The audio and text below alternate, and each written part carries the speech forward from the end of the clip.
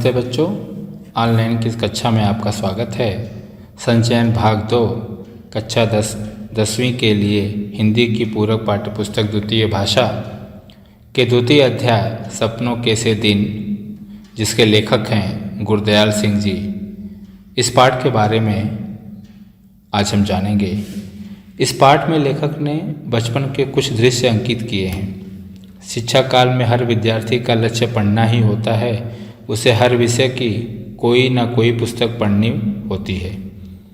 इस पढ़े हुए में से बहुत कुछ ऐसा होता है जो पूरी कोशिश के बाद भी याद नहीं रहता।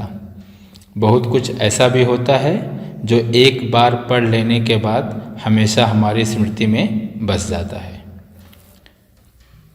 इस आत्मकथांश को दूसरी कोटि में रखा जा सकता है, जिसे पढ़ने के बाद भुला पाना कठिन ही नहीं असंभव हो जाता है। यह अंश बताता है कि समाज में कुछ लोग ऐसे भी थे जो शिक्षा के महत्व से पूरी तरह अनजान थे। ऐसे लोग न केवल खुद अनपढ़ रहे, बल्कि उनके कारण उनकी भावी पीढ़ियां भी निरक्षर रह गई। बचपन में लेखक और उसके साथी एक जैसे थे, गरीब, फटे हाल, लापरवाह और खेलने के शौकीन। वे रोज ही लकड़ियों के ढेर पर से फिसलते हुए चोटें खाते थे। उनके मिट्टी भरे घाव देखकर माँ और बहनें तरस खाने की बजाय उनकी पिटाई किया करती थी। बाप भी इतने गुस्सैल थे कि चाहे बच्चों का नाक मुंह से खून आ जाए, परंतु वे पीटते चले जाते थे। फिर भी बच्चे अगले दिन खेलने पहुंच जाते थे। बचपन के सभी दोस्तों की आदतें भी मिलती जुलती थी। उनमें से अधिकतर तो स्कूल जाते ही नहीं थे। कुछ गए भी तो अरुचि के कारण अपना बस्ता तालाब में फेंक आए। उन दिनों अधिकतर माँ बाप बच्चों को पढ़ाते नहीं थे। वे सोचते थे कि बड़े होने पर इन्हें बही खाता यानी लिखना, जोड़ना, गुणा भाग करना। बस लेखक के अधिकतर साथी यही सब सीखना चाहते थे। लेखक के अधिकतर साथी राजस्थान और हरियाणा से आकर मंडी में व्यापार करने लगे थे। बचपन में घास कुछ अधिक हरी और फूल कुछ अधिक मनमोहक प्रतीक होते थे। आज भी लेखक को स्कूल के रास्ते में उगे झाड़ों की खुशबू याद है।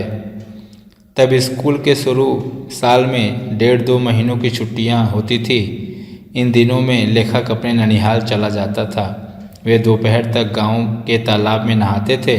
बाद में नानी से कुछ भी मांग कर खाते थे। नानी उनकी बोली और कम खाने की आदत से बहुत खुश होती थी। जिस साल लेखक ननिहाल न जा पाता था, उस साल वह गांव के तालाब पर चला जाता था। वह कपड़े उतार कर पानी में कूद जाता था। कुछ समय बाद रेतीले टीले पर चढ़कर वहां रेत के ऊपर लेटता था। फिर रेत से लथपथ होकर तालाब में छलांग लगा देता था। ऐसा वह और उनके साथी कई बार करते थे। इस प्रकार छुट्टियां बीतने लगती। 1 महीना बीतने पर छुट्टियों के काम याद आने लगती। काम का मतलब जो विद्यालय से जो काम दिया जाता था। फिर सोचते ही हिसाब के 200 सवाल निकालने हैं। रोज 10 सवाल भी किए तो 20 दिनों में हो जाएंगे, परंतु 10 दिन और बीत जाते। तब एक दिन में 15 सवाल निपटाने की बात सोचने लगते।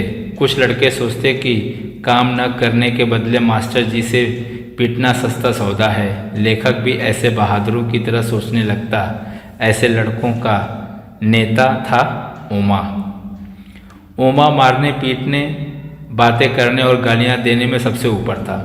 उसका सिर हांडी जैसा बड़ा था। वह लड़ाई में सिर से वार किया करता था। वह केवल 4 फुट का छोटा लड़का था। आंखें बिल्ली जैसी, चेहरा बंदरिया जैसा। उसके सिर पर जबरदस्त चोट से उसके 3 गुना बड़े लड़के भी दर्द से कहाँ रुकते थे। लेखक का स्कूल छोटा सा था। वह सुबह प्रार्थना के समय सभी लड़के कतारों में खड़े रहते थे। अध्यापक भी एक जगह कतार बांधकर उनके पीछे खड़े रहते थे, परंतु पीटी मास्टर प्रीतम चंद्र लड़कों की कतार ठीक कराने का काम करते थे। लड़के उनसे बहुत भयभीत रहते थे। सभी लड़के पहले और आखिरी लड़के को देखकर सीधी कतार बनाते थे तथा बीच का अंतर भी बरकरार रखते थे। किसी लड़के ने जरा कतार तोड़ी या खुजली की कि प्रीतमचंद उस पर बाज की तरह झपट पड़ते थे। हेड मास्टर मदन मोहन शर्मा स्वभाव से बहुत नरम और हंसमुख थे। वे अंग्रेजी पढ़ाते थे।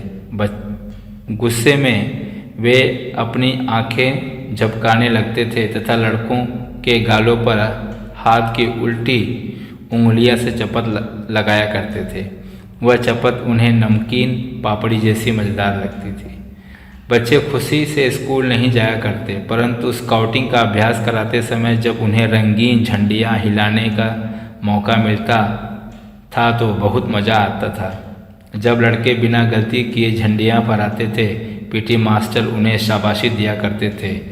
उसे पाकर लड़कों को लगता था मानो उन्होंने फौज का कोई तगमा जीत लिया हो। लेखक को हर वर्ष नई पुस्तकों की बजाय पुरानी पुस्तकें मिला करती थी। हेडमास्टर शर्मा जी किसी धनी घर के बच्चों की किताबें लाकर उन्हें दे दिया करते थे। यदि उन्हें पैसे खर्च करने पड़ते तो शायद पढ़ाई तीसरी चौथी कक्षा में ही छूट जाती। लेखक अपने 2 परिवारों में पहला लड़का था जो पढ़ने जा रहा था। लेखक को नई कक्षा में जाने का शौक़ कभी नहीं जगा। उसे नई कापियों पुरानी किताबों से अजीब सी गंध आया करती थी। आज लेखक को लगता है शायद मास्टरों की मारपीट और आगे की मुश्किल पढ़ाई के कारण ही उसे पढ़ाई रुचती नहीं थी। दूसरा विश्व युद्ध निकट आया। नाभा रियासत का राजा अंग्रेज़ों की गिरफ्तारी में ही मर चुका था। राजकुमार अभी विलायत में पढ़ रहा था। अंग्रेज़ गांव के युवकों को फौज में भर्ती कराने के लिए आए। उनके साथ नौटंकी करने वाले भी थे। वे गांव के युवकों को फुल बूट का लोभ दिखाकर भर्ती करना चाहते थे। मास्टर प्रीतमचंद कभी मुस्कुराते नहीं थे। उनका रूप, रंग और स्वभाव डरावना था। बच्चे प्रीतमचंद से नफरत भी बहुत करते थे। कारण था मारपीट। एक दिन वे फारसी पढ़ाने के लिए कक्षा में आए। उन्होंने बच्चों को एक शब्द रूप याद करने के लिए दिया। वह शब्द रूप कठिन था। सब बच्चों ने बार बार याद किया, किंतु अगले ही दिन कोई न सुना पाया। मास्टर जी ने सब लड़कों को कान पकड़ने के लिए कहा। सबने मुर्गा बनकर कान पकड़े। मास्टर जी चीखे, पीठ ऊंची करो। पीठ ऊंची करने पर कुछ ही मिनटों में पैरों में जलन होने लगती थी। हेड मास्टर जी ने लड़कों को मुर्गा बने देखा। उन्हें यह सहन न हुआ। उन्होंने तुरंत उनको स्कूल से निकाल दिया और नाभा भेज दिया था। धन्यवाद।